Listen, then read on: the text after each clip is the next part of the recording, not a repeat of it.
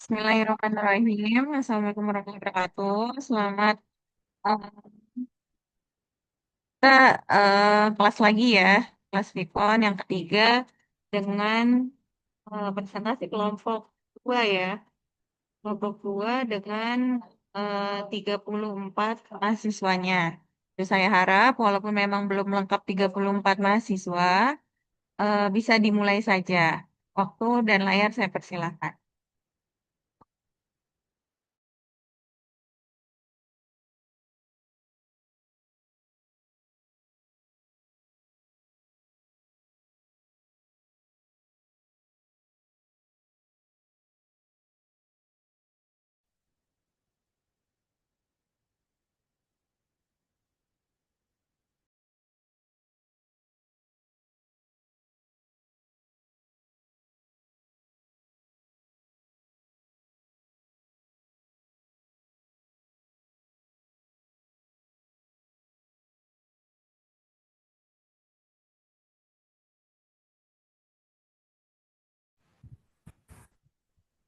Eh, Assalamualaikum warahmatullahi wabarakatuh. Izin Bu Mutiara, saya Ilham Prananda. Ini kebetulan saya ketua kelompok 2.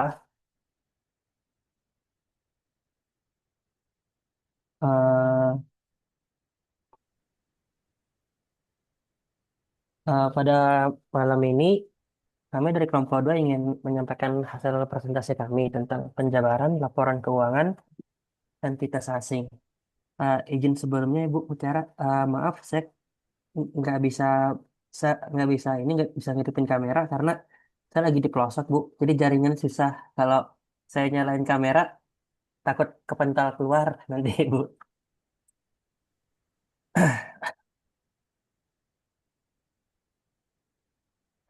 Kebetulan kami dari kelompok 2 itu ada 34 orang dengan ketua kelompoknya saya sendiri Ilham Prananda.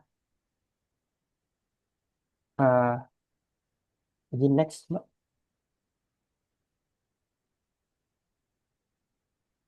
Nah, kita itu udah bagi materi, Bu.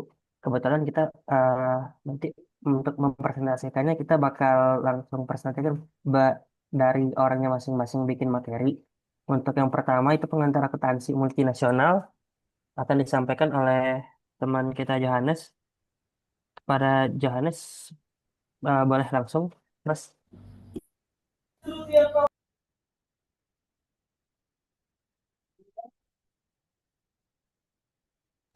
Eh, Baik, selamat malam teman-teman dan ibu sekalian.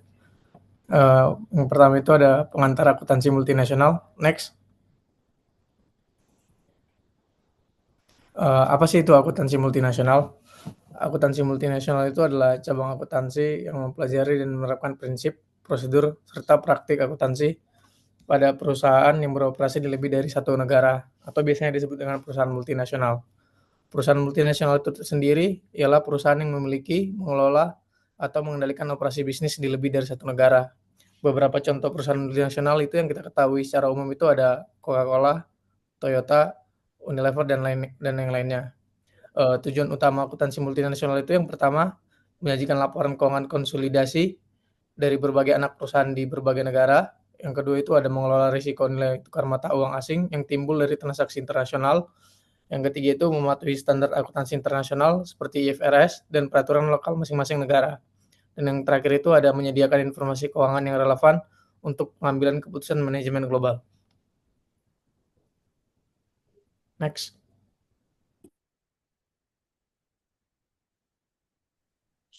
Oke, terima kasih Mas Jo atas penjelasannya. Mungkin izin langsung lanjut ya Bu Muti dan teman-teman. Untuk materi kedua terkait dengan tujuan penjabaran laporan keuangan entitas asing.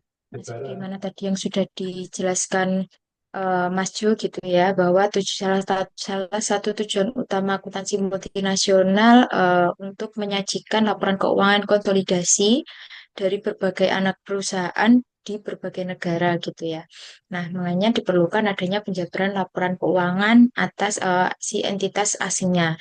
Nah, tujuannya apa? Sebenarnya tujuan utamanya itu untuk apa ya mengubah gitu ya, mengubah laporan keuangan yang disusun dalam mata uang fungsional si entitas asingnya menjadi mata uang pelaporan si entitas induknya. Nah, agar apa? Yang pertama tuh salah satunya, yang pertama itu terkait dengan konsistensi gitu ya dalam pelaporan keuangan di konsolidasinya. Nah, agar pelaporan keuangan entitas induk itu dapat digabungkan gitu ya dalam satu mata uang yang sama, itu biasanya menggunakan pelaporan entitas induk gitu. Jadi nanti anak-anak cabang yang mungkin berada di luar negara si entitas induk itu nanti akan dikonsolidasikan dijadikan satu, dijabarkan laporan keuangannya agar mata uang pelaporannya itu hanya satu, yaitu mengikuti si mata uang pelaporan entitas induknya. Nah, kemudian untuk menyajikan informasi keuangan yang dapat dibandingkan. Nah, tadi penjabaran itu dilakukan supaya kinerja dan posisi keuangan si entitas asingnya itu dapat dibandingkan dengan entitas lain di dalam grup perusahaan tersebut gitu. Meskipun eh, masing-masing entitas beroperasi di negara berbeda negara gitu ya, berbagai negara dan eh, menggunakan mata uang yang berbeda juga. Nah, kemudian untuk mencerminkan gitu ya dampak perubahan kurs valuta asing dengan penjabaran laporan keuangan itu bisa menunjukkan gitu bagaimana fluktuasi nilai tukar mempengaruhi aset, kewajiban pendapatan dan juga beban si entitas asingnya. Selanjutnya, untuk memenuhi ketentuan pelaporan keuangan yang berlaku. Nah, sesuai dengan standar akuntansi seperti PSAK 10 atau IAS 21, penjabaran itu diperlukan untuk apa? Untuk memastikan laporan konsolidasinya itu sesuai dengan prinsip akuntansi yang berlaku secara umum. Dan yang terakhir itu untuk memberikan gambaran yang utuh gitu bagi pengguna laporan keuangan. Nah, pengguna laporan keuangan itu siapa? Ya, seperti investor, kreditor, manajemen, kemudian regulator. Nah, eh, pengguna laporan keuangan ini harapannya dapat memahami gitu ya kinerja grup perusahaan tersebut secara keseluruhan gitu tanpa terdistorsi oleh perbedaan mata uang tadi. Oke, mungkin selanjutnya saya silakan ke Kak Mela untuk menyampaikan materi selanjutnya. Oke, terima kasih. Izin untuk melanjutkan penyampaian materi terkait apa perbedaan antara standar akuntansi yaitu IFRS dengan versus US GAAP. Boleh selanjutnya? Nah, di sini apa sih perbedaan antara karakteristik standar akuntansi yang berasal dari Eropa yang kita kenal dengan istilah IFRS, yaitu International Financial Reporting Standard, dengan standar akuntansi yang berasal dari Amerika, yaitu Generally Accepted Accounting Principle. Nah, di sini kita lihat perbedaan yang pertama, ya, dari adopsi sendiri. Untuk IFRS sendiri ini diadopsi secara global lebih dari 144 negara. Artinya sudah begitu banyak negara di dunia ini yang mengadopsi standar akuntansi ini. Sedangkan untuk US GAAP ini hanya digunakan untuk perusahaan bersaing yang ada di Amerika. Kemudian perbedaan yang berikutnya yang mencolok adalah dari segi metodologi. Kalau untuk IFRS ini, dia menggunakan principle base. Sedangkan US GAAP atau lebih jelasnya US GAAP ini, dia menggunakan rule base. Kemudian dari segi penyusun, untuk IFRS ini dia disusun oleh IASB, yaitu International Accounting Standard Base. Sedangkan untuk US GAAP ini dia oleh Federation Accounting Standard Board. Nah, kemudian apa sih perbedaan yang berikutnya terkait metode persediaan? Kalau untuk di IFRS ini, dia tidak menggunakan metode LIFO. Jadi hanya ada dua metode, yaitu metode FIFO dan juga metode average. Kemudian kalau US GAAP ini, dia memperbolehkan penggunaan metode LIFO. Kemudian kenapa IFRS ini tidak menggunakan metode LIFO, yaitu last in first out? Karena memang terkait penggunaan nilai wajar yang digunakan di IFRS ini. Nah, kemudian yang kelima adalah pengembalian nilai persediaan. Artinya apabila Penurunan nilai persediaan ini dapat dikembalikan karena di IFRS ini dia menganut nilai wajar. Jadi ketika apabila suatu persediaan tersebut ternyata di nilai pasarnya dia tiba-tiba naik, berarti akan ada recovery untuk nilai persediaan. Sedangkan US GAAP ini dia tidak ada penurunan nilai persediaan karena dia menggunakan historical cost. Kemudian yang berikutnya adalah laporan laba rugi. Kalau di laporan laba rugi itu dia tidak memisahkan antara pos-pos yang biasa dengan pos-pos luar biasa atau extraordinary items. Kemudian kalau di US GAAP ini dia memisahkan antara pos luar biasa, extraordinary items dengan yang pos biasa. Kemudian yang berikutnya adalah penilaian aset tak berwujud atau intangible asset. Kalau menurut IFRS ini, penghitungannya itu dia menggunakan keuntungan ekonomis di masa depan. Jadi keuntungan ekonomis di masa depan diprediksi bisa dikapitalisasi menjadi nilai aset intangible tersebut. Tapi kalau US GAAP ini dia menggunakan nilai wajar saja. Jadi tidak ada prediksi keuntungan ekonomis di masa depan. Kemudian yang berikutnya adalah terkait penghitungan atau pencatatan aset tetap. Kalau di IFRS ini kan dia menggunakan prinsip nilai wajar ya atau fair value, sehingga bisa menggunakan model revaluasi, artinya penilaian aset kembali. Jadi karena misalkan aset tersebut mengalami kenaikan harga, berarti kan dia akan dinilai kembali berdasarkan nilai wajar saat ini. Sedangkan kalau US GAAP ini dia menggunakan model biaya, jadi berapa sih biaya yang dibutuhkan ketika memperoleh aset tersebut. Kemudian yang kesembilan adalah biaya pengembangan atau R&D, Research and Development. Nah, di sini perbedaannya adalah untuk IFRS ini, biaya R&D itu bisa dikapitalisasi menjadi nilai aset tetap sepanjang memenuhi kriteria.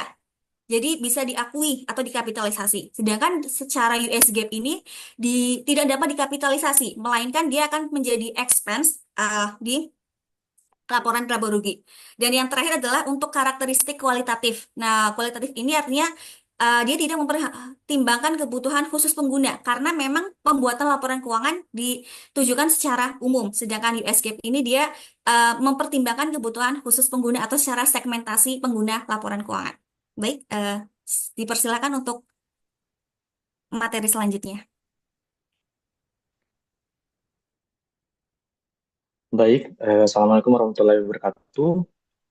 Di sini perkenalkan sebelumnya, saya Muhammad Zaifullah. Pada bagian ini saya akan menjelaskan mengenai konvergensi IFRS dan USGAAP ini, yaitu yang dimana adalah sebuah proses penyelarasan dua standar akuntansi terbesar yang dibuat oleh pembuat standar akuntansi terbesar di dunia, yaitu seperti yang dijelaskan sebelumnya, yaitu yang dibuat oleh IAFB dan FAISB.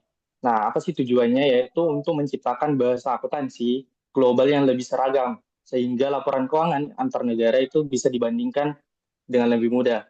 Nah, selanjutnya, boleh di next, Kak. Selanjutnya, ada beberapa area fokus dalam konvergensi IFRS dan USGAAP ini. Yaitu di mana yang pertama itu ada revenue recognition, yaitu pengakuan pendapatan. Yang kedua ada list, yaitu menyatukan perlakuan sewa, operasi, dan sewa pembiayaan. Yang ketiga yaitu ada instrumen keuangan, yaitu harmonisasi dan klasifikasi pada pengukuran aset keuangan. Dan terakhir yaitu ada konsolidasi, di mana keseragaman dan dalam menentukan entitas pengendali. Dalam proses penyelarasan ini, itu ada beberapa tantangan. Boleh di next, di mana yang tantangan yang pertama yaitu adanya perbedaan filosofi dasar IFRS yang berbasis prinsip lebih fleksibel. Sementara US ini yaitu berbasis aturan yang lebih detail. Yang kedua itu adanya perbedaan hukum negara pengguna IFRS yang pada umumnya itu menggunakan civil law, sedangkan Amerika Serikat atau US GAAP ini itu menggunakan common law. Nah, yang ketiga itu tantangannya itu pertimbangan politik dan ekonomi Amerika Serikat yang enggan sepenuhnya untuk meninggalkan USGAAP ini karena adanya faktor regulasi dan pengawasan pasar modal domestik. Dan tantangan yang terakhir itu dengan adanya biaya implementasi yang cukup besar untuk pelatihan akuntan dan pembaruan sistem akuntansi. Nah, selain dari tantangan, ada pun manfaat dari konvergensi ini. Boleh nih. Yang pertama itu ada yaitu meningkatkan keterbandingan komparabilitas laporan keuangan antar negara, Yang kedua, ada mengurangi perbedaan perlakuan akuntansi yang signifikan. Dan yang ketiga yaitu meningkatkan kualitas dan transparansi pelaporan keuangan. Dan yang terakhir yaitu mengurangi biaya dan kompleksitas pelaporan bagi entitas multinasional. Mungkin cukup sekian dari pemaparan saya. Untuk selanjutnya saya persilahkan rekan saya. Terima kasih. Baik, Assalamualaikum warahmatullahi wabarakatuh. Mohon maaf sebelumnya teman-teman, Ibu, apakah suaranya terdengar? Baik, Dengar, mohon Mas. maaf kalau misalkan Dengar, Mas. agak bising, soalnya ini saya lagi bekerja, izin dulu, jadi lagi di luar seperti itu. Ya. Baik, sebelumnya perkenalkan, saya Ron Ismail dengan NIM 240301020639. Saya mengucapkan terima kasih kepada pemateri sebelumnya yang sudah menjelaskan tentang konvergensi IFRS dan USGAP. Nah, setelah kita memahami bagaimana standar akuntansi berkembang dan diselaraskan secara internasional, sekarang saya akan masuk ke materi berikutnya yang menjadi dasar penting sebelum suatu laporan keuangan entitas bisa dijabarkan atau diterjemahkan ke mata uang penyajian perusahaan induk. Nah, materi saya ini adalah mengenai jenis mata uang dalam pelaporan, yaitu 4 konsep mata uang yang harus dipahami dalam akuntansi multinasional, seperti local currency, recording currency, dan functional currency, dan juga reporting currency, seperti itu. Nah, mengapa sih topik ini penting? Sebelum kita bicara tentang translasi laporan keuangan, metode Kurzgesagt atau metode temporal, kita perlu paham dulu nih teman-teman bahwa sebenarnya laporan keuangan itu awalnya disusun dalam mata uang apa. Itu. Nah, sebagai perusahaan multinasional, satu grup usaha bisa menggunakan 3 atau 4 mata uang berbeda. Kayak untuk transaksi harian, buku internal, operasional utama, di laporan konsolidasi. Nah, teman-teman, perbedaan-perbedaan inilah yang nantinya menimbulkan perlunya proses translasi dan measurement yang akan dijelaskan oleh pemateri setelah saya. Lanjut saja ke materi saya, yaitu jenis mata uang pertama, yaitu local currency atau mata uang lokal. Local currency ini adalah mata uang resmi negara tempat suatu entitas beroperasi. Dan ini adalah mata uang yang digunakan untuk transaksi rutin seperti pembelian, penjualan, pembayaran gaji, pembayaran pajak, dan juga transaksi domestik lainnya. Nah, local currency ini mencerminkan lingkungan ekonomi secara geografis seperti itu. Namun, perlu digarisbawahi teman-teman bahwa local currency ini tidak terlalu sama dengan functional currency. Misalnya, perusahaan berada di Jepang dan bertransaksi lokal menggunakan yen Jepang, tetapi seluruh aktivitas utamanya dipengaruhi oleh USD. Maka functional karena menggunakan USD. Contohnya nih, anak perusahaan Indonesia yang berada di Jepang, teman-teman, secara otomatis akan menggunakan yen Jepang sebagai mata uang lokalnya, seperti itu. Selanjutnya yaitu recording currency atau mata uang pencatatan. Mata uang pencatatan ini merupakan mata uang yang digunakan untuk mencatat transaksi dalam pembukuan akuntansi entitas. Nah, recording currency ini seringkali sama dengan local currency, tetapi bisa berbeda juga tergantung pada kebijakan grup perusahaan. Pada beberapa perusahaan multinasional, teman-teman, seluruh entitas diminta mencatat buku akuntansinya dalam mata uang standar tertentu. Misalnya, dolar Amerika untuk mempermudah konsolidasi memperkecil selisih kurs. Nah, fungsi recording currency antara lain yang pertama yaitu sebagai standar pencatatan bagi seluruh entitas. Yang kedua, mempermudah proses konsolidasi, dan yang ketiga yaitu meminimalkan kerumitan perubahan nilai tukar dalam pembukuan. Contohnya, anak perusahaan di Singapura bertransaksi harian dengan dolar Singapura, tetapi bisa saja pembukuannya menggunakan dolar Amerika karena grup pengharusan akuntansi internal dilakukan dalam dolar Amerika. Selanjutnya yaitu jenis mata uang yang sebenarnya paling krusial dalam proses translasi, yaitu functional currency. Nah, menurut PSAK 10 dan IAS 21, functional currency ini adalah mata uang dari lingkungan ekonomi utama, di mana entitas menghasilkan dan membelanjakan kasnya. Nah, functional currency ini dilihat bukan dari negara lokasi perusahaan, tetapi dari kekuatan ekonomi yang mendominasi aktivitas perusahaan. Nah, di sini ada beberapa faktor penentuan functional currency. Yang pertama yaitu mata uang yang mempengaruhi harga jual barang atau jasa. Selanjutnya mata uang biaya utama seperti bahan baku, tenaga kerja, dan juga overhead. Selanjutnya mata uang pendanaan seperti pinjaman, pembayaran bunga, dan juga dividen. Yang keempat, yaitu mata uang penerimaan kas dari pelanggan. Selanjutnya itu stabilitas ekonomi dari mata uang tersebut. Nah, jika sebagian besar transaksi perusahaan dipengaruhi oleh satu mata uang tertentu, maka itulah functional currency-nya. Contohnya, sebuah perusahaan di Indonesia yang 90% penjualannya diekspor ke Amerika, menerima kas dalam dolar Amerika, dan memiliki pinjaman dalam dolar Amerika. Functional currency-nya adalah dolar Amerika. Nah, meskipun local currency dan recording currency-nya adalah rupiah. Seperti itu. Untuk selanjutnya, yaitu jenis yang terakhir, yaitu reporting currency, yaitu mata uang yang digunakan perusahaan induk untuk menyusun laporan keuangan konsolidasi. Kacamata saya keriting. Reporting currency adalah mata uang resmi yang digunakan untuk melaporkan kepada yang pertama regulator, yang kedua pemegang saham, dan selanjutnya itu publik. Nah, reporting currency ini biasanya sama dengan functional currency perusahaan induk, tetapi sering berbeda dengan functional currency entitas anak. Nah, perbedaan inilah yang menjadi alasan utama mengapa kita membutuhkan translasi atau remeasurement. Contohnya nih, teman-teman, perusahaan induk di Indonesia menggunakan Indonesia rupiah sebagai reporting currency-nya. Sementara anak perusahaannya di Jepang menggunakan dolar Amerika sebagai functional currency. Maka, sebelum dikonsolidasikan, laporan keuangan anak harus diterjemahkan dari dolar Amerika ke rupiah Indonesia. Nah, setelah memahami 4 jenis mata uang ini, barulah kita bisa memahami teman-teman bagaimana sih menentukan functional currency secara formal lewat AS 830 dan IAS 21 yang akan dijelaskan oleh pemateri berikutnya. Nah, lalu laporan ditetapkan, barulah kita menentukan apakah laporan keuangan anak perusahaan melalui translasi manajemen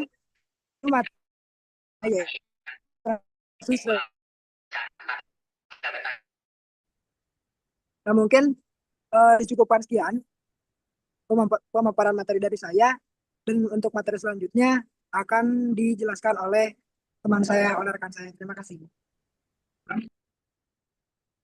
Baik, terima kasih untuk rekan saya, Roni Ismail. Selanjutnya yaitu untuk penentuan fungsional currency antara Accounting Standard Codification 830 ataupun IAS International Accounting Standard 21.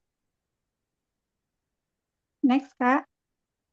Baik, dalam konteks akuntansi multinasional, perusahaan harus menentukan mata uang fungsional atau functional currency determination, yaitu mata uang dari lingkungan ekonomi utama tempat entitas beroperasi dan menghasilkan kas. Menurut Accounting Standard Codification atau ASC 830, mata uang fungsional adalah mata uang dari lingkungan ekonomi utama tempat entitas menghasilkan dan membelanjakan kas. Sedangkan menurut International Accounting Standard atau IAS 21, memiliki prinsip yang serupa, yaitu mata uang fungsional adalah mata uang dari lingkungan ekonomi utama tempat entitas beroperasi. Next, Kak.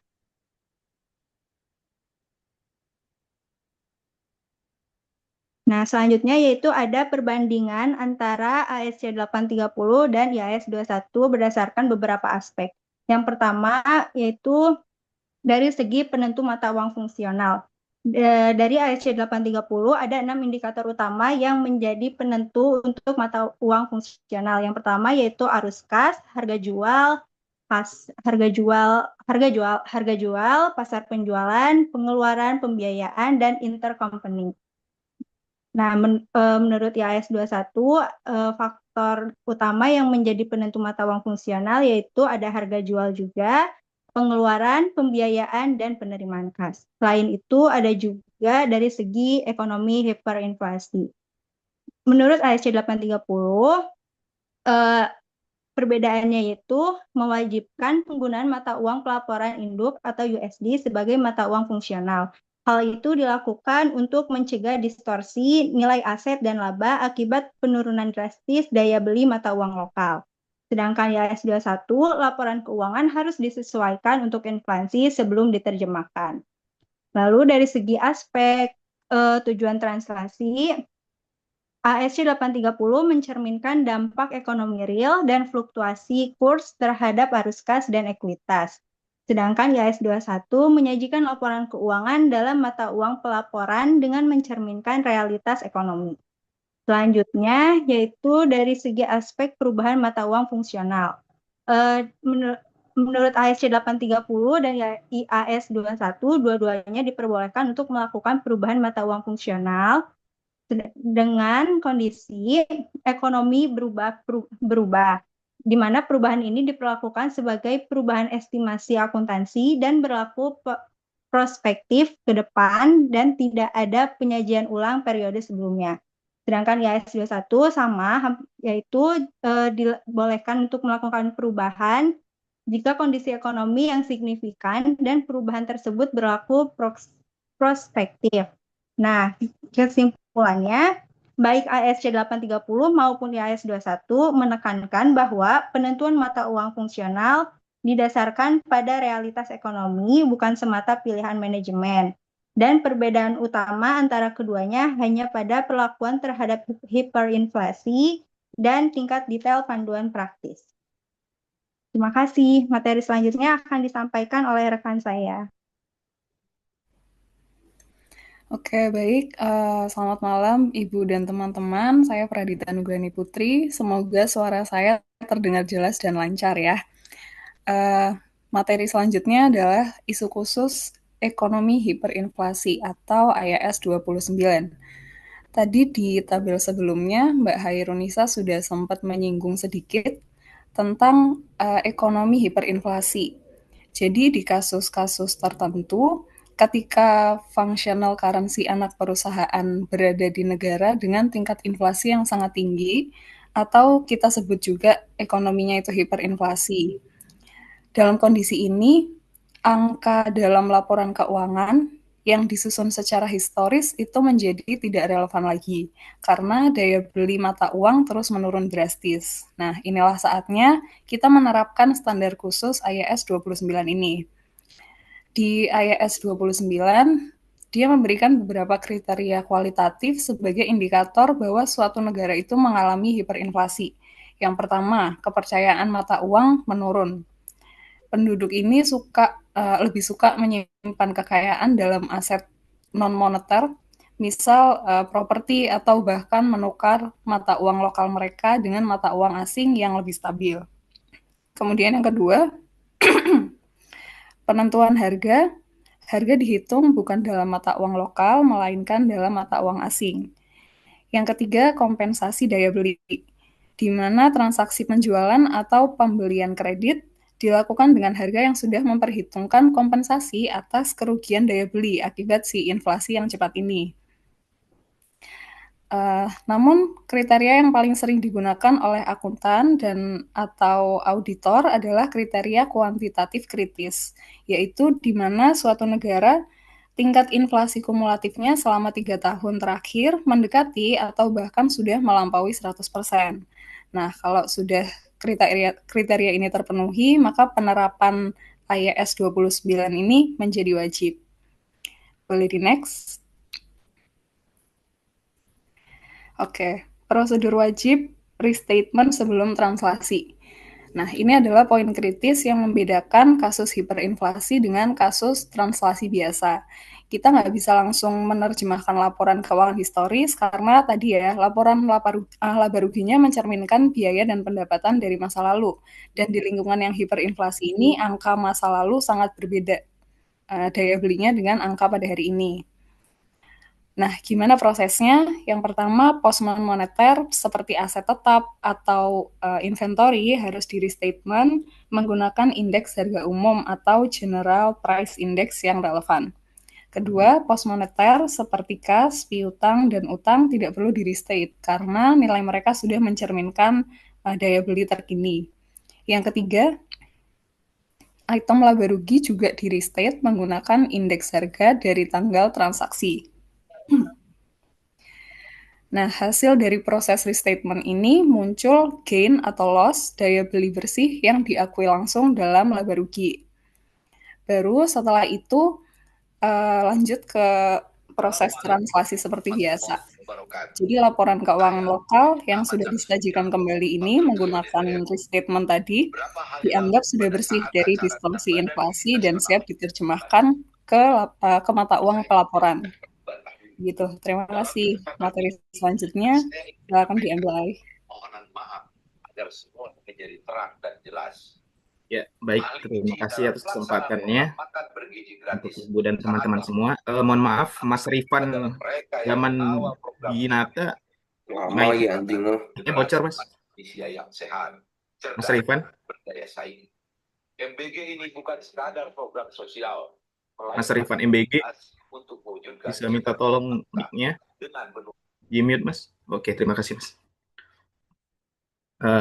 Baik, saya akan menjelaskan terkait konsep translation versus measurement. Oke, next, Mbak. Ya, translation atau penerjemahan mata uang pelaporan. Translation adalah proses mengkonversi laporan keuangan entitas anak yang disusun dalam mata uang fungsionalnya ke dalam mata uang pelaporan atau reporting currency perusahaan induk. Translation dilakukan ketika mata uang fungsional anak tidak sama dengan mata uang pelaporan induk.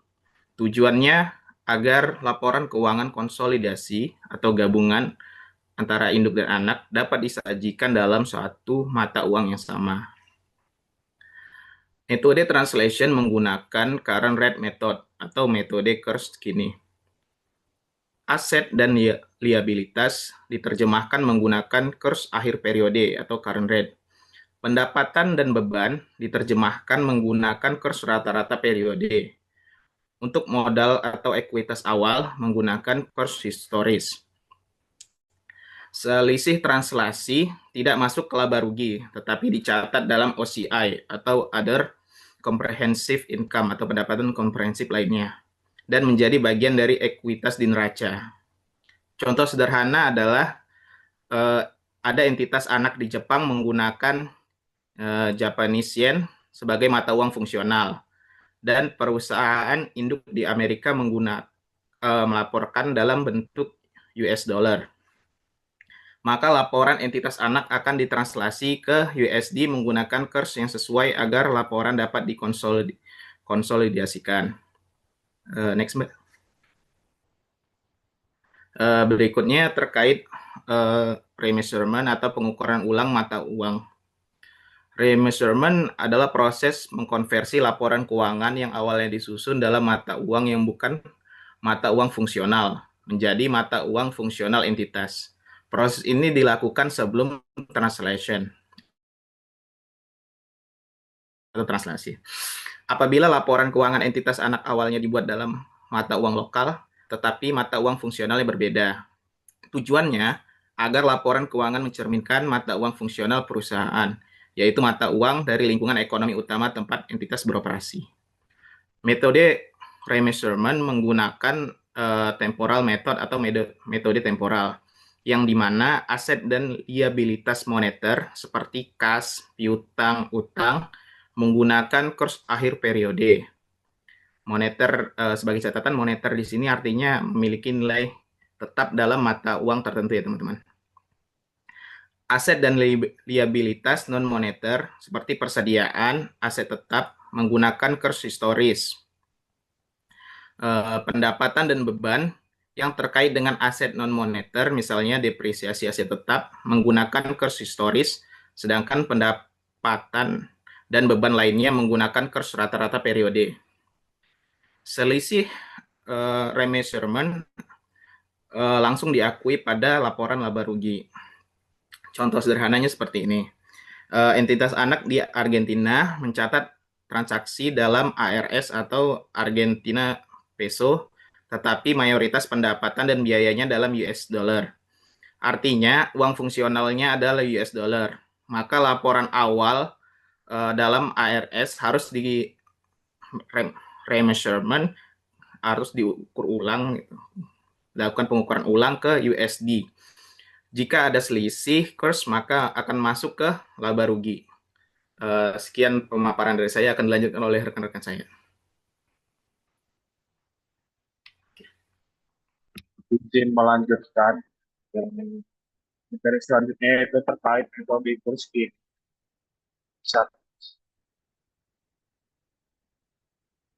Nah, metode Kursky ini digunakan untuk menerjemahkan laporan keuangan dari mata uang fungsional entitas ke mata uang pelaporan.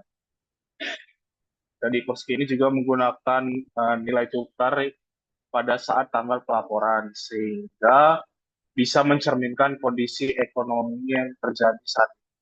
Nah, prinsip penggunaannya yang pertama yaitu seluruh aset dan kewajibannya menggunakan metode kurs saat ini atau current exchange pada tanggal neraca. Dan yang kedua, selisih transaksi dicatat sebagai komponen pendapatan. Sebagai contoh, ada anak perusahaan yang berada di Prancis bertransaksi menggunakan euro sebagai mata uang fungsional. Namun, induk perusahaannya yang berada di Amerika Serikat menggunakan USD. Maka laporan analisa tersebut diterjemahkan ke USD dengan current rate.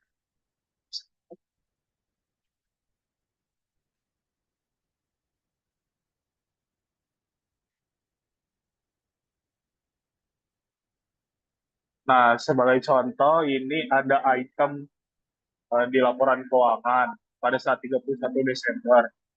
Nah, seperti prinsip penggunaan pertama tadi, di mana seluruh aset dan kewajibannya diubah menjadi menggunakan metode kurs saat ini. Di balance-nya itu masih menggunakan euro, karena tadi anak perusahaannya beroperasi di Prancis. Nah, pada saat 31 Desember, euro tersebut di apa namanya diubah menjadi mata uang induk perusahaannya menjadi US dollar. Nah, sebagai contoh ini di saat 31 Desember itu exchange rate-nya itu 1,4 dari euro ke US dollar. Seluruh aset dan kewajibannya diubah. Bisa contoh dari cash yang 10.750 euro diubah dengan exchange rate 1,4 menjadi 15.050 US dollar. Itu juga dengan item-item aset dan kewajiban yang lain. Untuk materi selanjutnya akan diterangkan oleh rekan saya. Terima kasih. Baik, terima kasih. Di sini saya akan menjelaskan untuk metode temporal. Next. Nah, metode temporal ini digunakan ketika functional currency anak perusahaan itu sama dengan reporting currency perusahaan induknya. Atau ketika anak perusahaan tidak mandiri secara ekonomi dan seluruh aktivitasnya dipengaruhi oleh mata uang si perusahaan induk. Jadi tujuan utama metode ini adalah mempertahankan nilai historisnya dari akun-akun keuangan, bukan untuk mencerminkan nilai kini seperti pada current rate method. Jadi prinsip penjabarannya seperti sudah dibilang aset dan liabilitas moneter seperti kas, piutang, dan utang itu menggunakan kurs closing rate. Sedangkan aset dan liabilitas yang moneter itu seperti itu menggunakan historis. Sedangkan untuk pendapatan dan bebannya nanti menggunakan kurs rata-rata periode berjalan. Jadi untuk rate method yang dijelaskan itu untuk selisihnya itu diakui di comprehensive income di ekuitas. Sedangkan untuk hal ini diakui dalam laba rugi. Jadi ini nilai historis aset tetap dan persen agar tidak terpengaruh perubahan, tapi membuat rugi perusahaan lebih sensitif terhadap fluktuasi nilai tukarnya.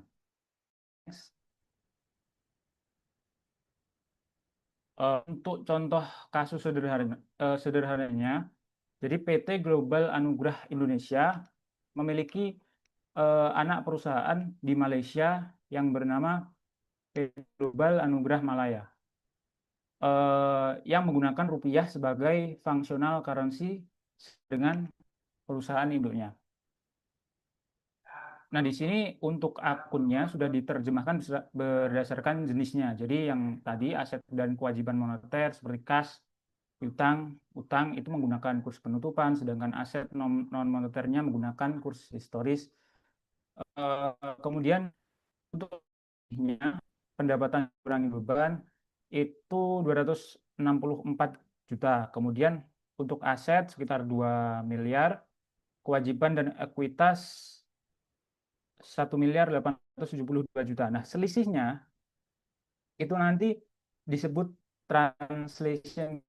Nah, selisih inilah yang dalam temporal method akan diakui di laporan laba rugi, bukan di ekuitas.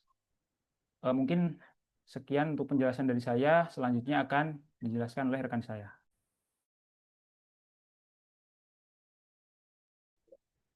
Selamat malam, Ibu dan teman-teman. Mohon izin saya akan melanjutkan paparan kelompok kami mengenai perlakuan translation adjustment. Seperti yang telah dijelaskan sebelumnya, translation adjustment timbul ketika mata uang anak perusahaan berbeda dengan induknya, sehingga muncul selisih kurs akibat laporan keuangan entitas anak dijabarkan atau ditranslasikan ke dalam mata uang laporan entitas induknya.